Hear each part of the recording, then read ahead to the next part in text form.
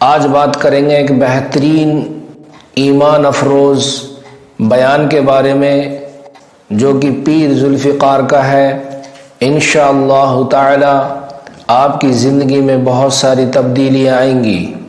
آئیے سنتے ہیں اس بیان۔ حضرت عثمان غنی رضی اللہ تعالی عنہ کا قول ہے کہ مومن کو اس دنیا میں 6 قسم کے غم لگے ہوتے ہیں۔ ہر مومن کو اس دنیا میں 6 قسم کے غم لگے ہوتے ہیں۔ پہلا ہے اہل و عیال ذکر سے غافل نہ کر دے۔ تو 6 غم ہر مومن کے لیے ہیں دنیا میں۔ پہلا غم اہل و عیال ذکر سے غافل نہ کر دے۔ دوسرا غم دنیا آخرت سے غافل نہ کر دے۔ تیسرا غم کہ شیطان اعمال کو باطل نہ کر دے۔ اور چوتھا غم کہ کرامن کاتبین نافرمانی نہ لکھ لیں۔ چنانچہ انسان جو بھی گناہ کرتا ہے ان گناہوں کو اسی وقت لکھنے والے فرشتے لکھ لیتے ہیں۔ ان علیکم لحافظین کرامن کاتبین یعلمون ما تفعلون۔ تو ہمارے اوپر محافظ متعین ہیں، جو گناہ کرتے ہیں وہ فرشتے لکھ لیتے ہیں۔ تو مومن کو ہر وقت یہ فکر ہوتی ہے۔ چنانچہ اللہ والے ہر وقت یہ سوچتے ہیں کہ کوئی ایسا عمل نہ ہو کہ فرشتے نامے اعمال میں گناہ لکھ لیں۔ امام ربانی مجدد ثانی رحمۃ اللہ علیہ فرماتے ہیں اس امت میں ایسی پاک باز ہستیاں گزری ہیں کہ ان کے گناہ لکھنے والے فرشتے کو 20 سال تک گناہ لکھنے کا موقع نہیں ملا۔ اللہ اکبر کبیرہ۔ چنانچہ عبداللہ بن مبارک رحمۃ اللہ علیہ مشہور محدث ہیں، انہوں نے ایک واقعہ لکھا، المرأۃ متکلمۃ بالقرآن۔ ایک عورت جو صرف قرآن مجید کے الفاظ سے ہی گفتگو کرتی تھی۔ وہ کہتے ہیں کہ میں حج عمرے سے فارغ ہو کے واپس آ رہا تھا، ایک درخت کے نیچے میں دوپہر کو قیلولہ کرنے کے لیے لیٹ گیا، تھکا ہوا تھا۔ جب میں اٹھا تو میں نے دیکھا کہ اونٹ پہ سوار کوئی سواری قریب آ رہی ہے۔ قریب آنے پر میں نے کہا السلام علیکم، تو جواب میں ایک بڑی عمر کی عورت بولی اور اس نے کہا سلام قولا من رب الرحیم۔ گویا اس نے میرے سلام کا جواب دے دیا۔ میں نے پوچھا کہ بڑی اماں آپ یہاں اکیلی کیسے آ گئی؟ اس نے قرآن کی آیت پڑھی وَمَن يُضْلِلِ اللَّهُ فَلَا هَادِيَ لَهُ۔ میں سمجھ گیا کہ یہ راستہ بھول گئی ہے اور اب اس کو راستے کی تلاش ہے۔ میں نے پوچھا کہ اماں آپ کدھر سے آ رہی ہیں؟ کہنے لگی وَأَتِمُّ الْحَجَّ وَالْعُمْرَةَ لِلَّهِ۔ میں سمجھ گیا کہ یہ حج عمرہ کرنے کے بعد واپس آ رہی ہے۔ میں نے پوچھا اماں آپ نے جانا کدھر ہے؟ اس نے کہا ادخلوا المصر انشاءاللہ آمنین۔ تو میں سمجھ گیا کہ یہ شہر جانا چاہتی ہے۔ میں نے بھی شہر جانا تھا۔ میں نے کہا کہ اماں آپ چلیں، میں آپ کے اونٹ کی نکیل پکڑ لیتا ہوں اور آپ کو میں شہر تک پہنچا دیتا ہوں۔ کہنے لگی ان احسنتم لانفسکم۔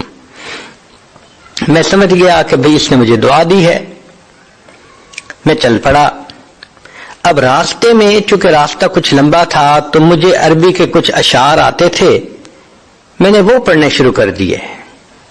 جب میں نے وہ پڑھے تو اس عورت نے کہا فَقْرَؤُوا مَا تَيَسَّرَ مِنَ الْقُرْآنِ، کہ بھئی اگر تم نے کچھ پڑھنا ہی ہے تو قرآن مجید میں سے کچھ پڑھ لو۔ کہنے لگے میں نے پھر قرآن کی تلاوت شروع کر دی۔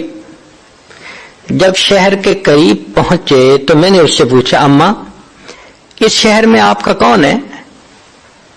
اس نے قرآن کی آیت پڑھی المال والبنون زینت الحیات الدنیا۔ تو میں سمجھ گیا کہ اس کے بیٹے ہیں۔ تو تو میں نے پوچھا کہ آپ کے بیٹوں کے کیا نام ہیں؟ اس نے قرآن کی آیت پڑھی ابراہیم و اسماعیل و اسحاق و یعقوب. تو مجھے پتہ چل گیا کہ اس کے یہ 4 بیٹے ہیں. تو میں نے اس جگہ پہنچ کے جہاں قافلے اترتے تھے ان بچوں کا نام لے کے آواز لگائی تو میں نے دیکھا کہ 4 نوجوان بچے جن کے چہروں پہ نیکی کا نور تھا، بہت منور چہرے تھے، تقوی نظر آتا تھا ان کی زندگی میں، اتباع سنت نظر آتی تھی. وہ اس کے بیٹے تھے. وہ چاروں کے چاروں آگے وہ اپنی والدہ کو ڈھونڈتے پھر رہے تھے اور فکر مند تھے کہ والدہ کی سواری کہاں رہ گئی. والدہ کو ملے، سواری، انہوں نے اللہ کا شکر ادا کیا. اب ان کی والدہ نے ان کو کہا کہ قرآن مجید کی آیت پڑھ کے کہا کہ وَيُطْعِمُونَ الطَّعَامَ، یعنی بچوں کو یہ کہا کہ یہ جو شخص مجھے لے کے آیا ہے اس کو کھانا کھلا کے بھیجو. تو بچوں کے پاس کھانا تھا، انہوں نے فوراً دسترخوان لگایا اور انہوں نے مجھے کھانا کھلایا. میں کھانا کھا کے اٹھنے لگا تو میں نے ان کا شکریہ ادا کیا. تو عورت نے آیت پڑھی انما نطعمکم لوجہ اللہ لا نرید منکم جزاء ولا شکورا. عبداللہ مبارک رحمۃ اللہ کہتے ہیں میں بڑا حیران، جب سے یہ عورت مجھے ملی ہے تب سے ہر بات کے جواب میں یہ قرآن کی آیت ہی پڑھ کے جواب دیتی ہے، ہر بات کا جواب قرآن کے الفاظ سے دیتی ہے. تو میں نے اس کے بچوں سے پوچھا کہ یہ تمہاری والدہ کا کیا معاملہ ہے؟ وہ کہنے لگے ہماری یہ والدہ قرآن کی حافظہ، حدیث کی عالمہ ہے، اس کے دل میں اللہ رب العزت کے سامنے قیامت کے دن کھڑے ہونے کا اتنا خوف ہے کہ پچھلے 20 سال سے اس کے منہ سے قرآن کے سوا کوئی دوسرا لفظ نہیں نکلا. اب اگر سوچئے کہ اس امت میں ایسی عورتیں بھی قیامت کے دن اللہ کے سامنے پیش ہوں گی کہ 20 سال تک ان کی زبان سے قرآن کے سوا کوئی دوسرا لفظ نہیں نکلا، تو وہاں اگر آج کی بچیاں ذرا سی بات میں کسی پہ تہمت ہے، غیبت ہے، کسی کے بارے میں بدگمانی ہے، الزام تراشی ہے، لایانی باتیں ہیں، ہم اپنے نامہ اعمال کو اللہ کے سامنے کیسے پیش کر سکیں گے؟ تو اس لیے ہم ہر وقت فکر مند رہیں کہ کوئی ایسا کام نہ ہو، کوئی ایسا عمل نہ ہو، بات نہ ہو کہ گناہ لکھنے والے فرشتے نامہ اعمال کے اندر گناہوں کو لکھ سکیں. 5واں غم یہ ہوتا ہے کہ ملک الموت غفلت میں نہ پکڑ لے، اس لیے کہ اس دنیا میں انسان جو اعمال کرتا ہے تو نیکی کا اثر بھی موت کے وقت ظاہر ہوتا ہے اور گناہوں کا اثر بھی موت کے وقت ریفلیکٹ ہوتا ہے. چنانچہ علماء نے لکھا ہے کہ بہت سارے گناہ ایسے ہیں کہ موت کے وقت انسان کو کلمہ پڑھنے سے محرومی ہو جاتی ہے. مثال کے طور پہ زنا کا گناہ ایسا ہے کہ اکثر و بیشتر جو بندہ زنا سے توبہ نہ کرے موت کے وقت اس کی زبان پہ فالج پڑ جاتا ہے اور وہ کلمہ پڑھنا بھی چاہے تو نہیں پڑھ سکتا. حدیث مبارکہ میں ہے کہ کتنے لوگ ایسے ہیں کہ ساری زندگی ان کے نام مسلمانوں کی فہرست میں رہتے ہیں، جب موت کا وقت آتا ہے مسلمانوں کی فہرست سے نام خارج کر دیا جاتا ہے. اور ویسے بھی یہ قرب قیامت کا زمانہ ہے جس کے بارے میں نبی الاسلام نے فرمایا یصبح مؤمنا و یمسی کافرا. تم دیکھو گے ایک آدمی صبح اٹھے گا ایمان والا ہوگا، شام سونے کے لیے بستر پہ جائے گا ایمان سے خالی ہوگا. تو اپنے ایمان کی تو بڑی فکر کرنی چاہیے. کیا پتہ کب موت آ جائے، موت کا کسی کو کچھ پتہ نہیں. چنانچہ ایک نوجوان کراچی میں تیسری منزل پہ کچھ کام کر رہا تھا، کھڑکی سے باہر نکل کے اللہ کی شان کے جو پاؤں پھسلا تو وہ نیچے ٹور روڈ کے اوپر آ کے گرا. اب تیسری منزل یعنی کہیں 60 50 60 فٹ سے وہ نیچے گرا اور اللہ کی شان، نہ ہڈی ٹوٹی، نہ جسم پہ کوئی زخم آیا، نہ خون نکلا. وہ ایسے اٹھ کھڑا ہوا جیسے کہ کسی نے اٹھا کے زمین پہ رکھ دیا ہو. سب لوگ حیران تھے کہ 50-60 فٹ کی بلندی، نیچے پکی سڑک ہو اور پھر بندے کو کوئی چوٹ نہ آئے. خیر سب لوگ خوش ہوئے.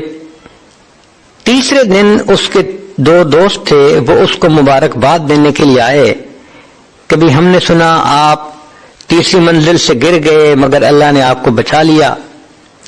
تو وہ بھی کہنے لگا ہاں اللہ کا مجھ پر بڑا فضل ہوا.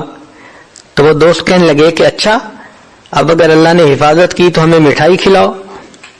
وہ کہنے لگا یہ میرے بالکل گھر کے سامنے ایک مٹھائی کی دکان ہے، میں ابھی وہاں سے تازہ مٹھائی لے کے آتا ہوں. انہوں نے کہا بہت اچھا. یہ کہہ کے یہ نوجوان اپنے ڈرائنگ روم سے گھر میں آیا اور بیوی کو کہا کہ مجھے پیسے دو، میں مٹھائی لاتا ہوں.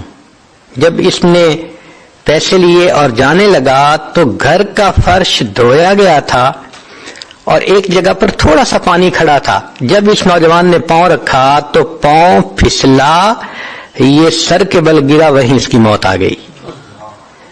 آپ ذرا غور کیجئے کہ تیسری منزل سے نیچے گرتا ہے تو چوٹ تک نہیں آتی، اور اپنے گھر کے فرش پہ پاؤں پھسلتا ہے تو موت آ جاتی ہے. کسی نے سوچا بھی نہیں ہوگا کہ اس کو اس طرح موت آئے گی. تو کب موت آئے اس کے بارے میں کوئی بندہ نہیں جانتا.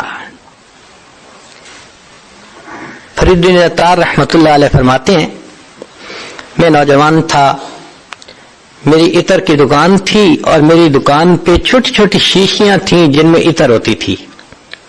ایک دن ایک بوڑھا آیا اور میری شیشیوں کو وہ بڑے غور سے دیکھنے لگا.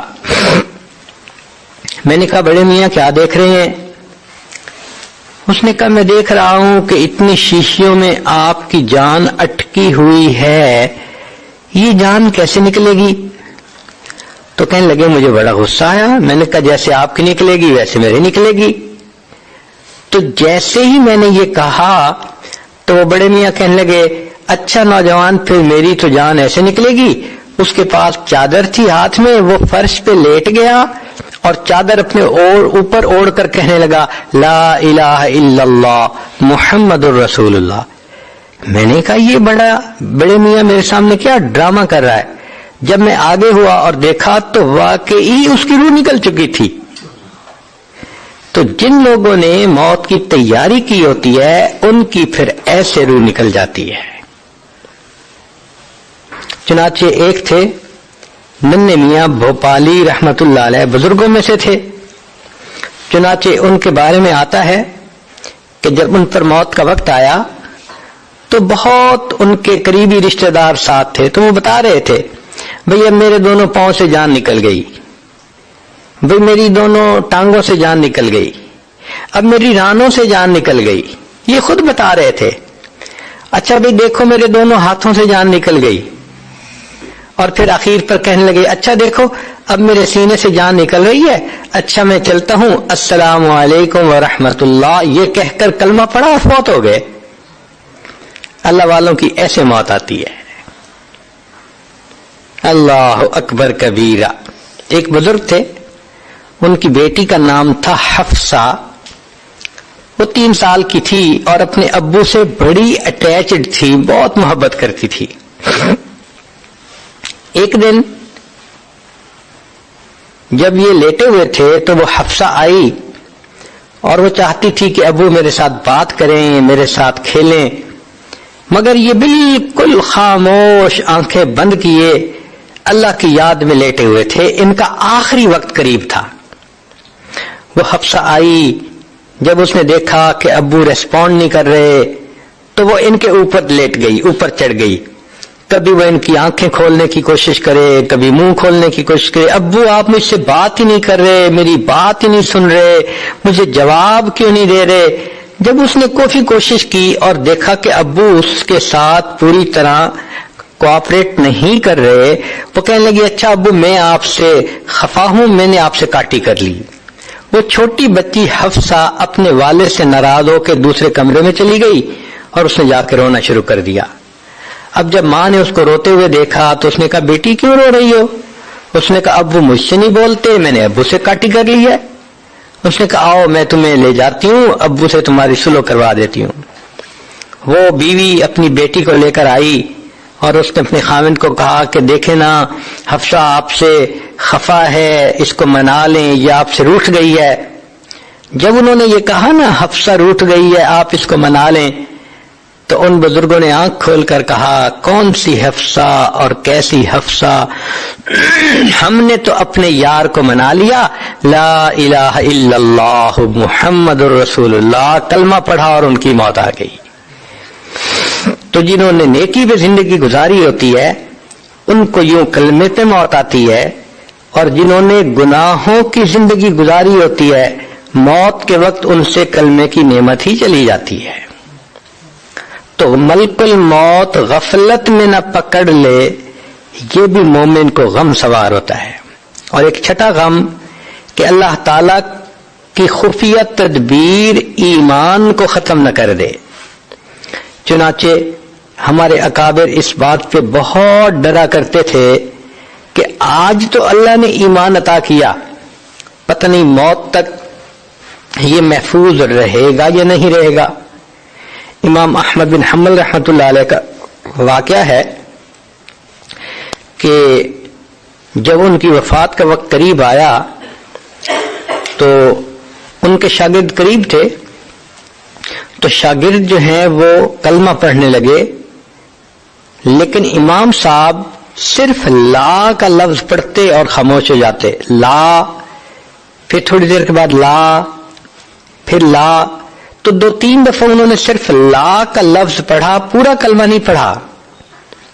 تو شاگرد بڑے حیران۔ اللہ کی شان کے تھوڑی دیر کے بعد امام احمد بن حنبل رحمۃ اللہ علیہ کی طبیعت ذرا سنبھل گئی اور وہ ہوش میں آ گئے۔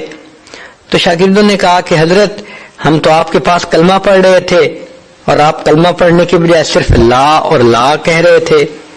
تو امام صاحب نے کہا حقیقت میں اس وقت شیطان میرے سامنے آ گیا تھا اور مجھے کہہ رہا تھا کہ احمد بن حنبل تو ایمان بچا کے دنیا سے چلا گیا، اور میں اسے کہہ رہا تھا لا، نہیں، جب تک میری آخری سانس نہیں نکل جاتی میں اس وقت تک بھی تیرے حملے سے امن میں نہیں ہوں۔